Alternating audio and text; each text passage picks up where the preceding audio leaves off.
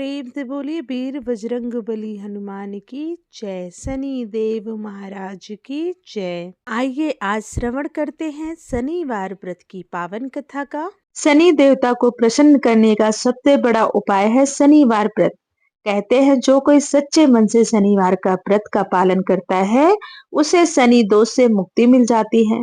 जिन लोगों की कुंडली में शनि कमजोर स्थिति में हो उन्हें शनिवार का व्रत जरूर करना चाहिए। ये व्रत शनि साढ़े साती और शनि ढैया से भी राहत दिलाती है। तो आइए मन में शनि देव जी का स्मरण करते हुए कथा का श्रवण करते हैं। एक बार प्रेम से बोलिए शनि देव की जय। एक समय स्वर्गलोक में सबसे बड़ा कौन है, इस बात के प्रश्न पर 9 ग्रहों में वाद विवाद हो गया। विवाद इतना बढ़ गया कि भयंकर युद्ध की स्थिति बन गई। निर्णय के लिए सभी देवता देवराज इंद्र के पास पहुंचे और बोले, हे देवराज, आपको निर्णय करना होगा कि हम में से सबसे बड़ा कौन है। देवताओं का प्रश्न सुनकर देवराज इंद्र उलझन में पड़ गए। इंद्र बोले, मैं इस प्रश्न का उत्तर देने में असमर्थ हूँ। हम सभी पृथ्वी लोक में उज्जैनी नगरी में राजा विक्रमादित्य के पास चलते हैं। देवराज इंद्र सहित सभी ग्रह उज्जैनी नगरी पहुंचे। महल में पहुंचकर सब देवताओं ने उनसे अपना प्रश्न पूछा तो राजा विक्रमादित्य भी कुछ देर के लिए परेशान हो उठे, क्योंकि सभी देवता अपनी अपनी शक्तियों के कारण महान थे। किसी को भी छोटा या बड़ा कह देने से उनके क्रोध के प्रकोप से भयंकर हानि पहुंच सकती थी। अचानक राजा विक्रमादित्य को एक उपाय सूझा और उन्होंने विभिन्न धातुओं जैसे स्वर्ण, रजत, कांसा, ताम्र, सीसा, रागा, जस्ता, अभ्रक व लोहे के 9 आसन बनवाए। धातुओं के गुणों के अनुसार सभी आसनों को एक दूसरे के पीछे रखवाकर उन्होंने देवताओं को अपने अपने सिंहासन पर बैठने को कहा। देवताओं के बैठने के बाद राजा विक्रमादित्य ने कहा, आपका निर्णय तो स्वयं हो गया है।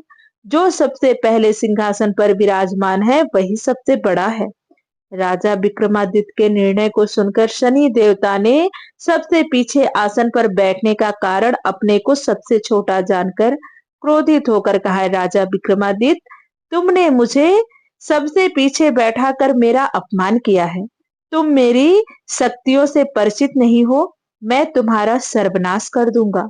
शनि देव ने कहा, सूर्य एक राशि पर 1 महीने, चंद्रमा 2.25 महीने, मंगल 1.5 महीने, बुध और शुक्र 1 महीने, बृहस्पति 13 महीने रहते हैं। लेकिन मैं किसी राशि पर 7.5 वर्ष तक रहता हूँ, जिसे साढ़े साती कहते हैं।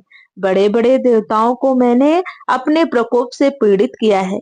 राम को साढ़े साती के कारण ही वन में जाकर रहना पड़ा और रावण को साढ़े साती के कारण ही युद्ध में मृत्यु का शिकार बनना पड़ा। राजा, अब तो भी मेरे प्रकोप से नहीं बच सकेगा। इसके बाद अन्य ग्रहों के देवता तो प्रसन्नता के साथ चले गए, परंतु शनिदेव बड़े क्रोध के साथ वहां से विदा हुए। राजा विक्रमादित्य पहले की तरह ही न्याय करते रहे। उनके राज्य में सभी स्त्री पुरुष बहुत आनंद से जीवन यापन कर रहे थे। कुछ दिन ऐसे ही बीत गए। उधर शनि देवता अपने अपमान को भूले नहीं थे। विक्रमादित्य से बदला लेने के लिए एक दिन शनि देव ने घोड़े के व्यापारी का रूप धारण किया और बहुत से घोड़ों के साथ उज्जैनी नगरी पहुंचे। राजा विक्रमादित्य ने राज्य में किसी घोड़े के व्यापारी के आने का समाचार सुना तो उन्होंने अपने अश्वपाल को कुछ घोड़े खरीदने के लिए भेजा। घोड़े बहुत कीमती थे। अश्वपाल ने जब वापस लौटकर इस संबंध में बताया तो राजा विक्रमादित्य ने स्वयं आकर एक सुंदर व शक्तिशाली घोड़े को पसंद किया। घोड़े की चाल देखने के लिए राजा उस घोड़े पर सवार हुए तो वह घोड़ा बिजली की गति से दौड़ पड़ा। तेजी से दौड़ता घोड़ा राजा को दूर एक जंगल में ले गया और फिर राजा को वहां गिराकर जंगल में कहीं गायब हो गया। राजा अपने नगर को लौटने के लिए जंगल में भटकने लगा, लेकिन उन्हें लौटने का कोई रास्ता नहीं मिला। राजा को भूख प्यास लग गई। बहुत घूमने पर उसे एक चरवाहा मिला। राजा ने उससे पानी मांगा। पानी पीकर राजा ने उस चरवाहे को अपनी अंगूठी दे दी। फिर उससे रास्ता पूछकर वह जंगल से निकलकर पास के नगर में पहुंचा। राजा ने एक सेठ की दुकान पर बैठकर कुछ देर आराम किया। उस सेठ ने राजा से बातचीत की तो राजा ने उसे बताया कि मैं उज्जैनी नगरी से आया हूँ। राजा उस सेठ की दुकान पर कुछ देर बैठे रहे। उतनी देर में उस सेठ की बहुत बिक्री हो गई। सेठ ने राजा को बहुत भाग्यवान समझा और खुश होकर उसे अपने घर भोजन के लिए ले गया।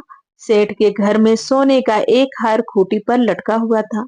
राजा को उस कमरे में छोड़कर सेठ कुछ देर के लिए बाहर गया। तभी एक आश्चर्यजनक घटना घटी। राजा के देखते देखते सोने के उस हार को खूंटी निगल गई। सेठ ने कमरे में लौटकर हार को गायब देखा तो चोरी का संदेह राजा पर ही किया, क्योंकि उस कमरे में राजा ही अकेला बैठा था। सेठ ने अपने नौकरों से कहा कि इस परदेसी को रस्सियों से बांधकर नगर के राजा के पास ले चलो। नौकरों ने वैसा ही किया। राजा विक्रमादित्य को रस्सियों में बांधा और राजा के सामने उपस्थित हुए। राजा ने विक्रमादित्य से हार के बारे में पूछा। तब राजा विक्रमादित्य ने कहा कि मेरे देखते ही देखते खूंटी ने हार को निगल लिया था। ऐसी बात को सुनकर राजा को बहुत क्रोध आया और राजा ने क्रोधित होकर चोरी करने के अपराध में विक्रमादित्य के हाथ पांव काटने के आदेश दे दिए। राजा विक्रमादित्य के हाथ पांव काटकर उसे नगर की सड़क पर छोड़ दिया गया। कुछ दिन बाद एक तेली ने राजा विक्रमादित्य को देखा तो उस पर दया आ गई। उसे उठाकर वह अपने घर ले गया और उन्हें अपने कोल्हू पर बैठा दिया। राजा आवाज देकर बैलों को हाँकता रहा। इस तरह तेली का बैल चलता रहा और राजा को भोजन मिलता रहा। शनि के प्रकोप की 7.5 पूरी होने पर वर्षा ऋतु प्रारंभ हुई। वर्षा ऋतु के साथ साथ राजा विक्रमादित्य के अच्छे दिनों की शुरुआत भी शुरू हो गई। राजा विक्रमादित्य एक रात मेघ मल्हार गा रहे थे। तभी उस रात राजकुमारी मोहिनी रथ पर सवार होकर उस तेली के घर के पास से गुजरी। उसने मेघ मल्हार सुना तो उसे बहुत अच्छा लगा और दासी को भेजकर गाने वाले को बुला लाने को कहा। दासी ने लौटकर राजकुमारी को अपंग राजा के बारे में सब कुछ बता दिया। राजकुमारी उसके मेघ मल्हार से बहुत मोहित हुई। अतः उसने सब कुछ जानकर भी अपंग राजा से विवाह करने का निश्चय कर लिया। राजकुमारी ने अपने माता पिता से जब यह बात कही तो वे हैरान रह गए। रानी ने मोहिनी को समझाया, बेटी तेरे भाग्य में तो किसी राजा की रानी होना लिखा है, फिर तो उस अपंग से विवाह करके अपने पांव पर कुल्हाड़ी क्यों मार रही है। राजकुमारी ने अपनी जिद नहीं छोड़ी। अपनी जिद पूरी कराने के लिए उसने भोजन करना छोड़ दिया और प्राण त्याग देने का निश्चय किया। आखिर राजा रानी को विवश होकर अपंग विक्रमादित्य से राजकुमारी का विवाह करना पड़ा। विवाह के बाद राजा विक्रमादित्य और राजकुमारी तेली के घर में रहने लगे। उसी रात स्वप्न में शनि देव ने राजा से कहा, राजा तुमने मेरा प्रकोप देख लिया। मैंने तुम्हें अपने अपमान का दंड दिया है। राजा ने शनिदेव से क्षमा करने को कहा और प्रार्थना की, हे शनिदेव, आपने जितना दुख मुझे दिया है अन्य किसी को ना देना।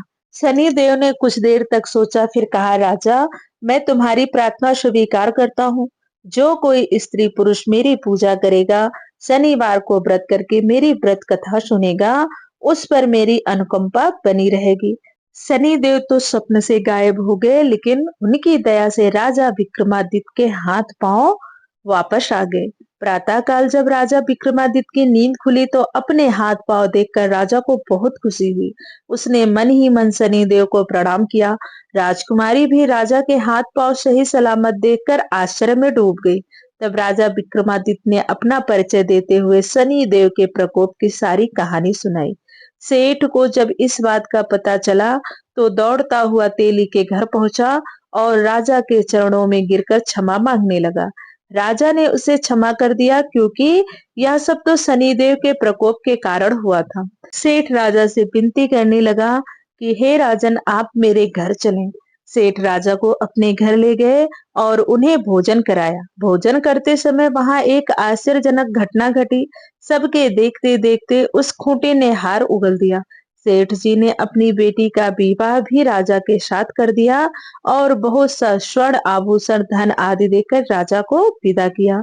राजा विक्रमादित्य राजकुमारी मोहिनी और सेठ की बेटी के साथ उज्जैनी पहुंचे तो नगर वासियों ने हर्ष से उनका स्वागत किया। अगले दिन राजा विक्रमादित्य ने पूरे राज्य में घोषणा कराई कि शनि देव सब देवों में सर्वश्रेष्ठ हैं।